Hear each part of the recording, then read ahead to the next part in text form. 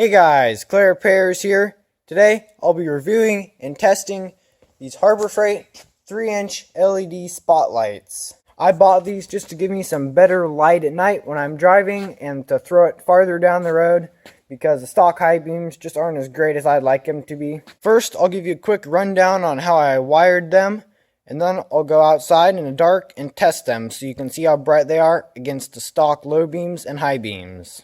I wired these lights so that they could come on with my brights, or I could have my brights alone. So, first you have to have the low beams on. Then you have to toggle this switch on here, which activates the lights. And then when you turn the high beams on, that light lights up telling you the LEDs are on. So I can turn on and off this switch to have the LEDs on while the high beams are on. So that's low beams, high beams.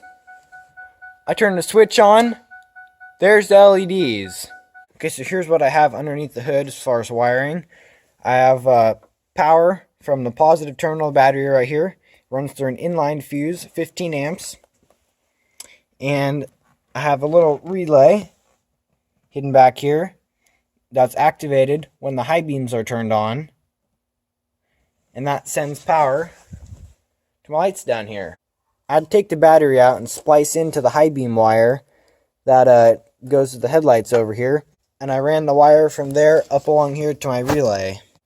Power has to go inside the cab and go through that switch before it comes back out here, and that's why I can have my high beams on, or I can toggle that switch on and have the high beams along with my LEDs here. Now I know I didn't do the best job explaining all this wiring here, but that's because I'm not an electrician. And my dad is, and that's why he helped me do this whole project. I'll flash a picture of the wiring diagram and some other stuff up on the screen so you guys can pause and look at that if you want.